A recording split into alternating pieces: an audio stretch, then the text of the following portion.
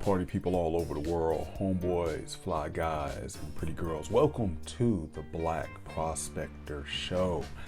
And I am the Black Prospector with another episode of Every Black Man Has a Story. Now, today's story, you're going to hear one that I've been sitting on for a few months. I had to go back and listen to a lot of it again, but it was one that I was really excited about airing. And I've been on a little bit of a hiatus as the 9 to 5 has been kicking my tail like nobody's business. And it's a pretty busy season around my house. My son is getting married soon in a few weeks, so we just have a lot going on. But I have this interview that I've been sitting on with my brother. And it's a very special interview for me. Having the opportunity to interview the men in my immediate family has been a tremendous blessing. So you've heard an interview from my dad. Now you're going to hear an interview from the other man in the house, and that is my brother. Now, for you military guys out there that's checking out the show, well, first for everyone else, like and subscribe. Y'all know the routine that everybody talks about on YouTube. Like and subscribe below. And also, if you're listening to this on the podcast, be sure to subscribe to the podcast. You can find it on Anchor, Spotify, iTunes, wherever you listen to all of your podcasts. You can go ahead and subscribe to the Black Prospector Show. But back to what I was about to say, for you military guys out there that check out the show. First, there's another show that my brother appeared on talking about TRT, and certainly his experience, my experience on TRT, but even what he went to get onto TRT while in the military, but also the fact that you're going to hear a lot about his military experience, how it was being a father in the military, how he ended up going into the military in the first place, and is he the same guy that he was when he first went in? Is he even the same guy that he was when he retired just a few years ago? The answer may surprise you. You're going to hear about his experience when he went out for the Special Forces on the Marine Corps or in the Marine Corps. So he just has a ton to say about his time period in the military, how he was treated, how he dealt with being a father in the military, and multiple deployments to Iraq. So also, just to kind of give you another preview, I have another episode coming up with another friend of mine who served in Vietnam. So you're going to have the opportunity to hear from two gentlemen that have served the country in the military. And let me just say, their experiences and what they experience inside there, not only as someone who is serving the country, but as someone who also now encounters civilians that on one hand say, thank you for your service. But on the other hand, they also know how racist many of the people are that may make that very statement to them. Very fascinating to hear the guys really kind of discuss how they look at it now that they're out of that military environment. So without further ado, let's just get into it. Again, like and subscribe for more stories. Got a lot more coming up in the near future. Finally getting this one posted, and I'm glad I am. I mean, my heart was just glad even listening to it because, it's funny. Obviously, you grow up in your house. My brother stayed home until he was 18, but you're going to hear a story on how there was a little bit of lapse in there, and you're going to find out why. So my brother still, let's just say overall, until he went into the Marines, at 18, obviously we're in the house together growing up. I'm 6 years older than he is, but his wisdom far surpasses mine with his experience that he's had. And I learned so much about him. It's pretty much the same thing I said when I looked back at the interview with my father. I can say surely that maybe 80% of the things that they talked about, perhaps I already knew. And my brothers, it was actually a little bit less because we've been away from each other for so long. But it is just that minority of information, that minority percentage of information that is truly a changer. It's one that teaches me about how they think, about how they are, and how they are as men. And the great part, after talking to both of them, I have a newfound respect for the men that they are today. And that makes me a better man. And I hope it makes you a better man as well when you listen to their experience, because that's what we're doing it. That's what we're all about on Every Black Man Has a Story. So I'll be right back, and join me as we get to another episode of Every Black Man Has a Story. And you're about to listen to the story from my brother, Damon. Oh yeah, one more thing I forgot to mention. Now the sound may get a little janky at parts in there, so don't worry, my apologies. Certainly we were doing the best that we could. Every now and then there was a little bit of snap, crackle, and popping. I mean, even while I'm sitting here, I told y'all 9 to 5 is no joke. They're blowing me up even now. So maybe some bandwidth or internet issues. So bear with us, especially for those who are going to be checking out the entire thing and not the shorter clips. But it's not you, it's definitely on our end. So don't worry, it smooths out. I amped up the volume a little bit more to help and assist with everything. So thanks for your patience. And I'm getting all of this figured out. We're going to work it out. And the sound quality is going to get better and better as we continue to do the show. Thanks again. Welcome everyone to the Black Prospector Show. I am the Black Prospector here with another episode of Every Black Man Has a Story. Now, today I am definitely excited because the Black Man story we're going to listen to is a story by somebody who is very near and dear to me. And it is my brother's story. Now, this is probably, you are definitely the youngest person's story that we've had on here thus far. And so I'm definitely excited about this because we've certainly had some stories by our dad. We've had some stories by our uncle. And so now it's kind of, we're going to move down into someone who's younger than me. And so I did not want to start talking to anyone of the younger generation before I started talking to you first, because although, you are my brother, that, man, the respect I have for you and the wisdom that you have is just, it's out there. And I got to have that on the show because you always, as I always say, you make me feel smarter when I'm done talking to you. So I definitely wanted to get a recording done with you because you have a lot of life experiences that we're going to get into, and you have stories for days. And so I think this is going to be perfect as I start now also getting the stories from other Black men that are, I hope that are going to be relatable, because I think a lot of times when people listen to a lot of older guys talk, it's like, oh, well, these dudes made 70s and stuff. All right. That's one thing. But now I want guys to hear from someone that's really their contemporary, because, there's another level of being able to relate. It's one thing when dudes are talking about what they did in the 50s and 60s, but now we're about to kick it about life in the 70s and 80s. And certainly your memory is far better than mine, always has been. So I'm going to just say this, and then I'm going to introduce you specifically. As everyone always says, if you're watching this, listening to it, like and subscribe. As they say, likes don't cost you anything on the channel. So feel free just to like and subscribe for more. But let me introduce my brother, Damon. And thank you, brother, for joining me today. And as always, we're going to chop it up, but I am just going to let you introduce yourself if you want to say your age or any other quick background. And then I want you to just go in with a quick story about yourself. All right. Hey, appreciate you having me on. Thanks for the invite. Glad we got finally had a chance to connect. So about me, you already gave my name. 45, of course, originally from Detroit, down here in Tennessee now. Been down south most of the time when I either wasn't in Iraq or something like that. I've pretty much been in the South since I left home at 18. So as you know, left home right from 18th birthday, joined the Marine Corps, did 4 years, came back home briefly, about 6 months, was looking at going to the police department, and then went and joined the Army.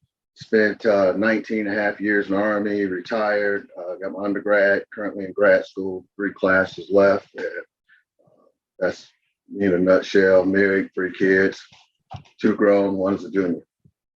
All right, cool. Now we can go ahead. That was a 30,000-foot view. So let's go ahead. We're about to jump out the plane, and we'll go in a little bit deeper, man. So, as I said, your memories, and this is why I was so excited to talk to you, because it really gives me a chance. And every now and then when we talk as well, I'm always fascinated, because obviously being older, I view history differently than you do. because I had one set of eyes. I'm 6 years older than everyone. I'm 6 years older than he is. And so I viewed things and viewed the exact same experience totally different than you may have viewed it, just because of where we are in birth order and our age. So I'm excited to even some of the things and the stories and the reflections that you're going to give. I'm excited to hear your point of view on some of these. So I like to start out the way that I do with really many of the stories.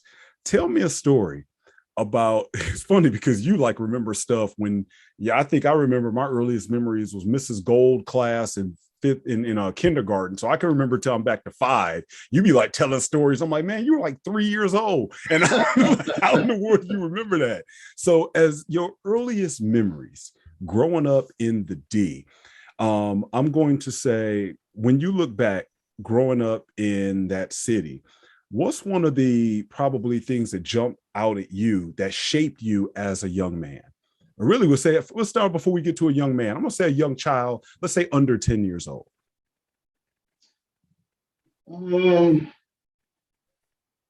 I'll say it would have to be when Sean stole my bike. Oh, wow. Example. And here's why. For your audience, Granddaddy just bought, me and B, those bikes, those Schwinn's from Sears, right? And we were out there in front of the Nicole and them house, and this guy we don't know comes up and asks us, can he catwalk our bikes, right? So we're pretty young, man. And Dee was on my bike, I was on her yellow Schwinn with the banana seat, and we told him, no, we can't let no one ride our bikes on it. He pushed D down and took off with my bike. So the significance of that, though, is, we ran home crying, and I think Mama grabbed you. And was it you? I can't remember. But she drove, she prayed, and she ended up getting led all the way to his house on the other side of Schultz, down there by Eileen in like 6 Mile, and found my bike and found their house, right? And we had no idea other than like he went that way. So that was, something that I was amazed by. Like, she prayed and ended up going straight to the house, and they recovered my bike and all, and Daddy had put it back together. So that was one really impacted me, because I was pretty amazed by that, like how she found that so quick. I mean, it was like less than an hour. So was it? So it was probably more the power of prayer that definitely that she got led to the bike than even the fact that he stole your bike. Oh yeah, that's it. So through that, that was just at a young age, seeing that power of prayer and something that directly affected me that I understood. That was definitely something that impacted me at a young age, early age. Wow. So I'm just going to throw in some of mine, because again, I'm fascinated by this. I honestly don't even remember that, but I remember my own fight with Sean in the bathroom in elementary school, and then that went actually pretty well. And it was like, once I beat his behind in the bathroom, I felt better, because here was a dude that was smaller than me, was like always bullying everybody in the neighborhood. And of course, we remember Daddy paying our cousin to beat him up after church. I remember that. It didn't go over too well, but I don't know what happened to Sean Pendleton. I don't know. He probably locked up, maybe dead right now, or maybe he's the CEO of a company. But it's amazing that the same dude that terrorized me, and then here it is 6 years later, and there may be somebody else you bring up a little later, same thing. Man, it's like these dudes were career criminals back then, because with the big age difference between us, I had beef with him, and then here it is comes along, you had beef with him as well. I didn't even know who he was. Didn't know, the history, obviously with our family back then. So. Yep. Well, so what kind of kid were you? When you think back, going to those days, those years of being, especially in Detroit at such a young age. Obviously, you had to be in a case that at that age, I think many kids, no matter where they live, they deal with crime. But Did that shape you in any way? Did you feel safe growing up in that neighborhood? Did it shape you now that you reflect back on it now? Did growing up there or some of the encounters have an impact to how you view life today? There were definitely other encounters like with Ron and things like that that impacted me from that incident, having to go to court. I don't even think I ever told mom and daddy he pulled a gun out on me in the gym. I don't know if I told you how that afterwards. Yeah, after the court. No. Yeah. So, see, I told y'all I'm gonna be learning stuff today. So after all of that stuff with the court, you know, him robbing my friend and me testifying against him and all this stuff. So his little brother or nephew swung on me outside one day, trying to get something started, squashed that. And then one day I'm in the gym. Now he was barred from the gym by the judge, if you remember from the court hearing. Man, he was in the gym, and this one guy they call Suge from that gang brings up a bag, and I'm on basketball court at the center, and in the middle of the center across the gym, he reaches in, grabs a gun, and goes like this and points it at me across the gym. So I take off running and everything, and dodge in, and then he puts it back. They start laughing and stuff. Yeah. I didn't even tell anybody about that. Wow. Yeah. So. And eventually, of course, then from right shortly after that, I was in Arizona. So. Is this why? And now I'm jumping forward myself, but so y'all, this is gonna be very conversational. I'm letting y'all know this now because it's bringing stuff back with me. But is this why when we started training together, when I think you came back, so from between being in the Marines and the Army, and we were training at the center again, you were looking for him. Because by then, of course, you were swole. And by then, you know, you bench press at 315, like you said, before your nuts drop. So you ready to go. And I just remember you would go through that gym like, where he at? Where he at? I remember that. I'm sure I did. Like me, but, oh, yeah, it's definitely related to all of that. But, yeah, I remember that part. That was like 6 months. I had that break in between branches. So, yeah. I forgot about that one though. Oh man, yeah, I remember you came back. I was like, man, it's been all these years later, and he's still looking for Ron. I mean, that dude. No, that beef continues. Yeah. And every black person watching this show is like, yeah, we knew a Ron. We knew a Ron. Every hood had a Ron, had a Pookie, had a Moochie, you know. So yes. So all right, if we fast forward now, actually, before we go there, because I think it's going to probably come in a little bit later as well. Looking back, even from a schooling perspective, you know, going at that time to, I know you went to a public school. How was your experience going there? Okay, so we were at Fairlane, and when you graduated, and I was in the 6th going into the 7th, that was culture shock. So I went from fighting basically white boys at Fairlane and Dearborn, you know, they yell out their little racial slurs that they had picked up and all. And next thing you know, I'm fighting over it.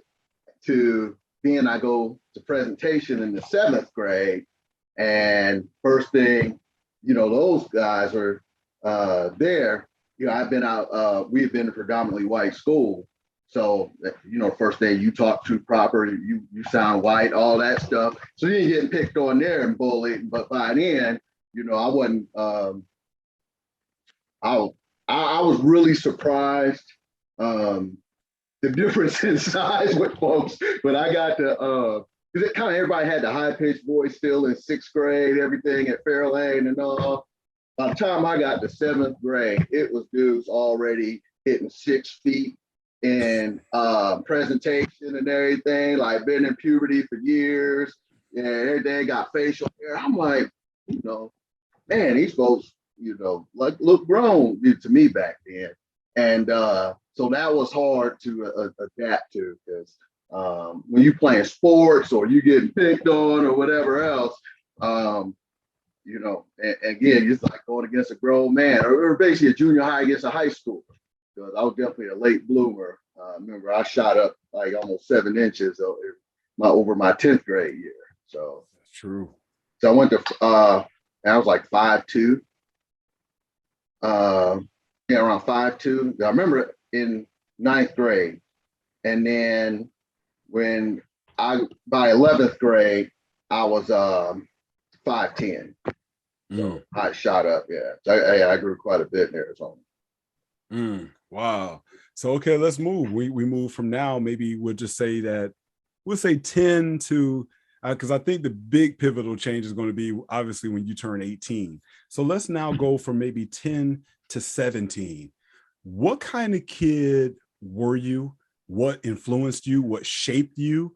And what's probably the biggest story that you take away looking back? If you had to write a book from the time you were 10 to 17, what would that book probably be titled, or what would be the main topic of that book? Oh boy, I want to say this one.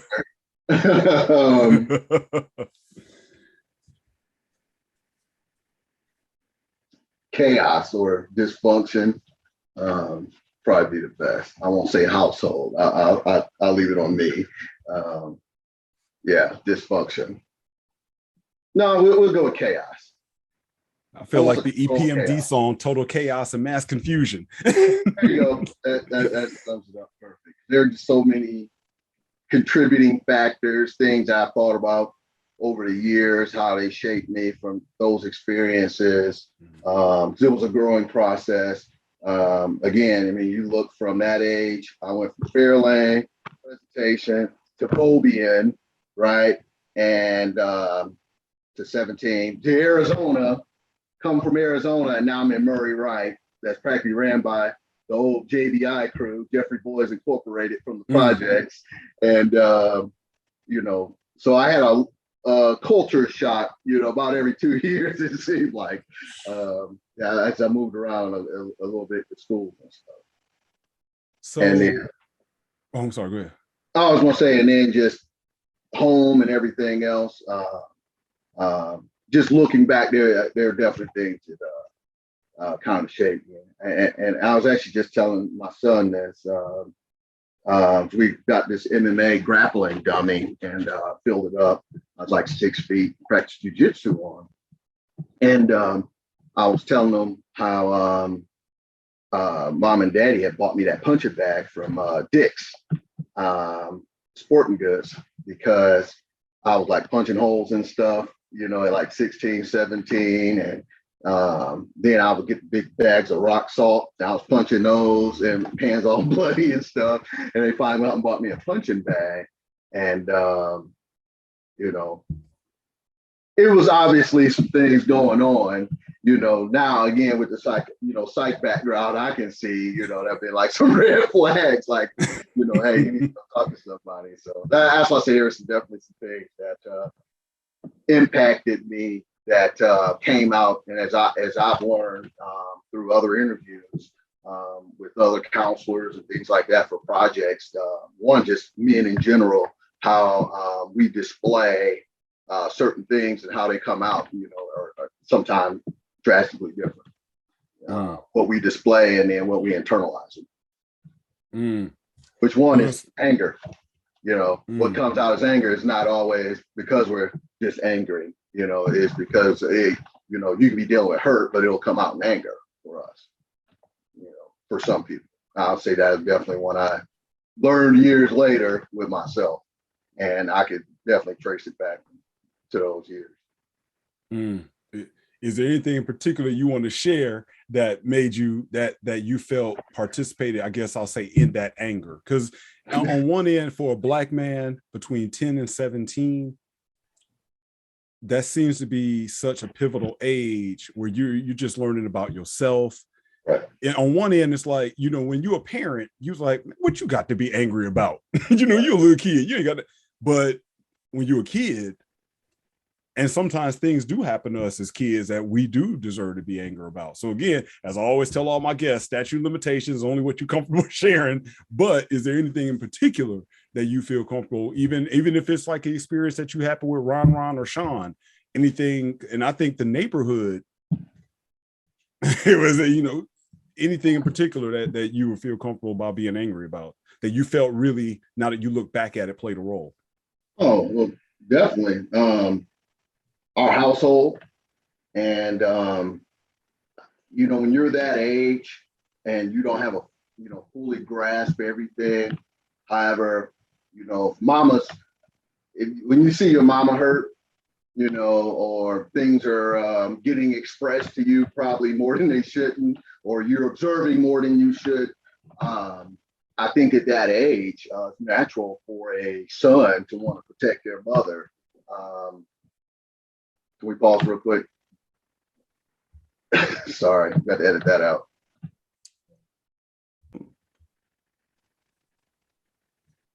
Okay. So took a little pause there. So you go ahead and pick up with the story, everyone. So I'll say during that time period, some things going on in the household definitely impacted me. One thing I'm cognizant of now that I'm older, and what I'll say, really pay attention to when the kids were younger, for example, especially with my son, is it don't matter if mama's dead wrong. If he see his mama crying and daddy caused it, or you think daddy caused it, how they, because I know how I internalize it. And I remember one day, my wife suffers from migraines really bad.